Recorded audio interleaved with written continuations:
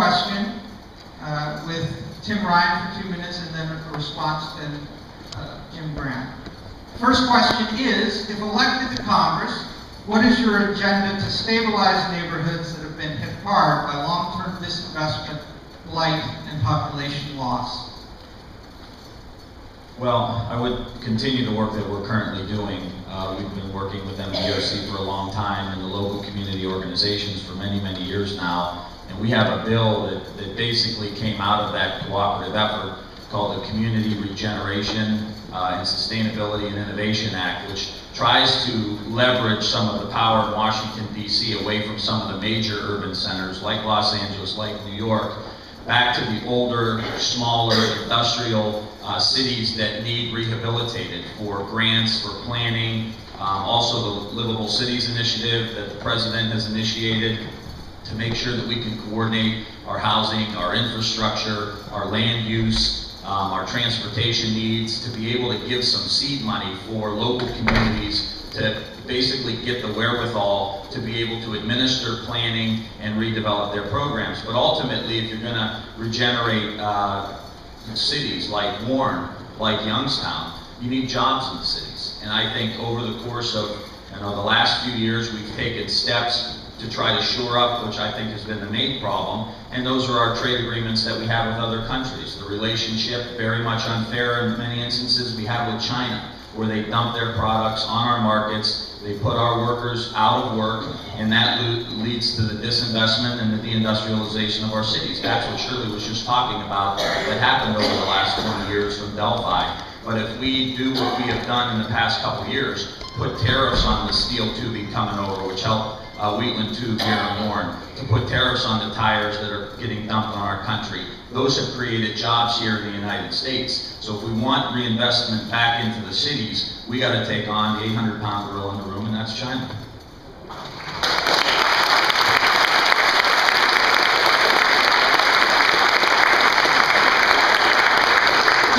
Mr. Grant.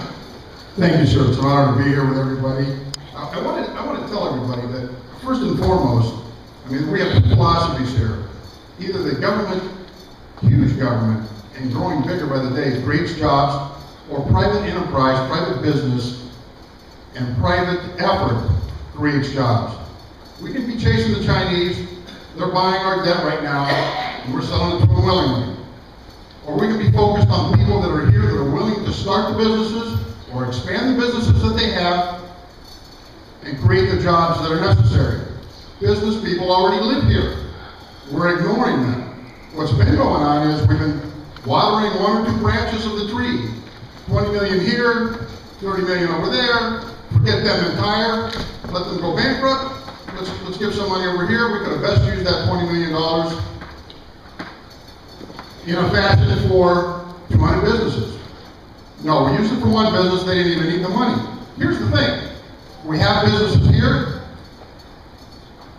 When the business expands, there are jobs. When there are jobs, people buy things. They buy the things they need. They buy the things that they want. There is no blight. Everything is solved when people have jobs.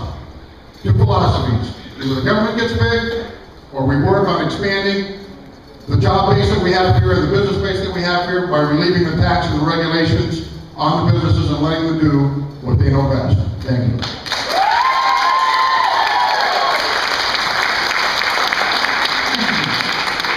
Our second question. If elected to Congress, how will you work to create and retain jobs in the Valley with particular emphasis on helping people who are either long-term unemployed or underemployed? And we'll start this time with Mr. Grant. This gives me a chance to dovetail right into where I left off before, and thank you, Bill.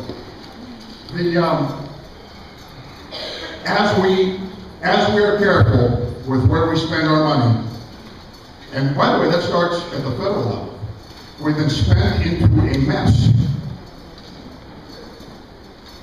Untold trillions of dollars, and they can't even be counted.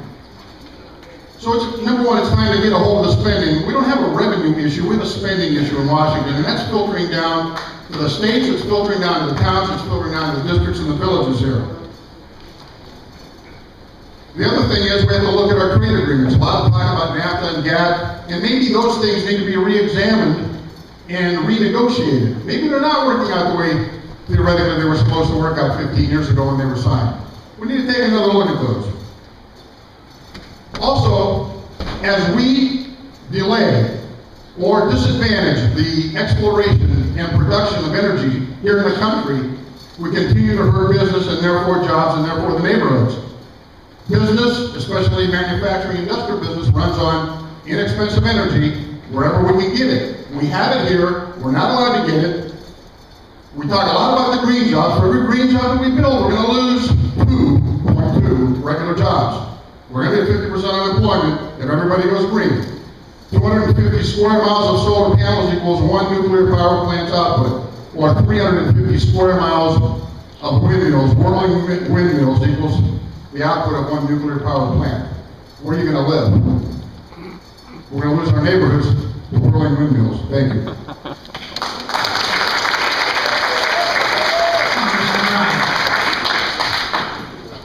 I think the question was how we were going to help the unemployed, and I think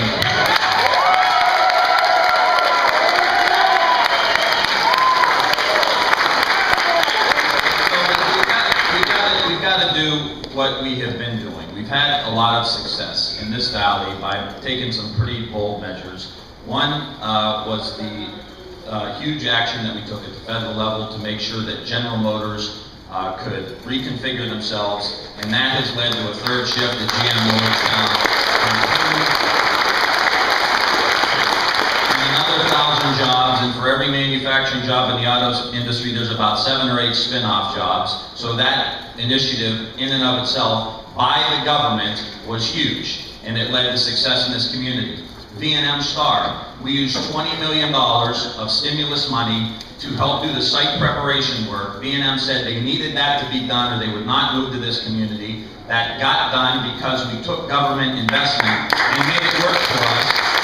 And that led to 500 construction jobs, and if you go to the building trades now, people are starting to get out of the halls and get into the workforce again.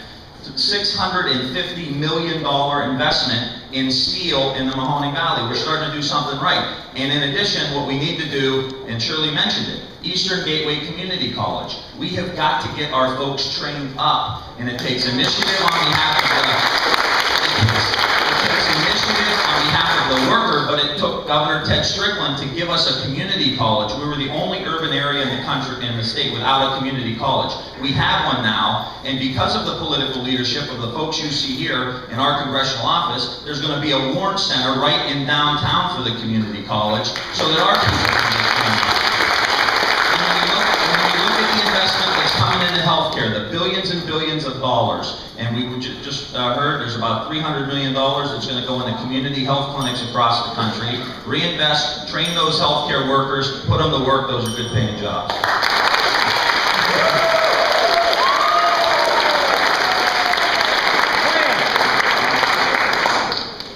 And our third question. If elected to Congress, what do you see as vital strategies to make communities healthier and to reduce health disparities and increase access to healthy food?